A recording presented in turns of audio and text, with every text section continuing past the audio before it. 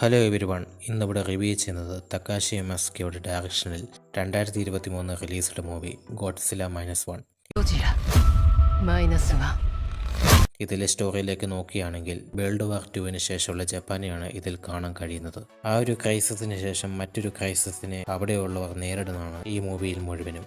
ഈ അടുത്തിറങ്ങിയ Godzilla x Kong new empire, monster വേർഡ്സിൽ തന്നെ Godzilla as Kong, king of monsters, Kong skull island, അങ്ങനെ പല മൂവീസുകൾ നമ്മൾ കണ്ടതാണ്.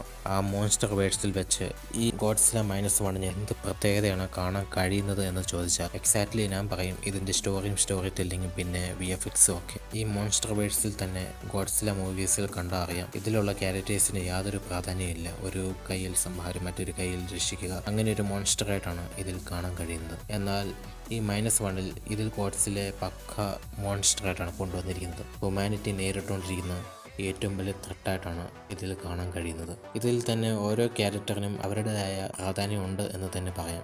അവർ ഈ ക്രൈസിസിനെ ധൈര്യത്തോടെ നേരിടുന്നതാണ് ഇതിൽ കാണാൻ കഴിയുന്നത് തന്നെ. ഗോഡ്സില മൂവീസുകളിൽ വെച്ച് ആദ്യമായ ഓസ്കാർ കിട്ടിയ മൂവിയാണ് ഗോഡ്സില -1. അതും കുറഞ്ഞ ചെലവിൽ വിഷ്വൽ എഫക്ട്സും CGയും ചെയ്തതിന്. ഇവിടെ 400-700 കോടിക്ക് ബഡ്ജറ്റിൽ പടം പിടിക്കുന്നവർ ഇത് കണ്ടു പഠിക്കണം. ഈ കണ്ട ഗോഡ്സില മൂവീസുകളിൽ വെച്ച് ഇത്രയും എപ്പിക്കായിട്ടുള്ള മൂവി മുമ്പ് കണ്ടിട്ടില്ല എന്ന് തന്നെ പറയാം. മോൺസ്റ്റർ വേർഡ്സ് മൂവീസുകളിൽ വെച്ച് ഈ മൂവി, ഇതിലെ പ്ലോട്ട്, സ്റ്റോറി, സ്ക്രിപ്റ്റ്, VFX എല്ലാം തന്നെ സൂപ്പർ തന്നെ എന്ന് തന്നെ പറയാം. മേ ബി ഇതുകൊണ്ടായിരിക്കാം ഈ -1 മൂവി മറ്റു ഗോഡ്സില മൂവീസുകളിൽ വെച്ച് പ്രത്യേകത ഉണ്ടാക്കുന്നത്. ഈ കഴിഞ്ഞ നവംബറിലായിരുന്നു റിലീസ്. ഇപ്പോൾ ഇതിൻ്റെ ഡിജിറ്റൽ അവൈലബിൾ ആണ്.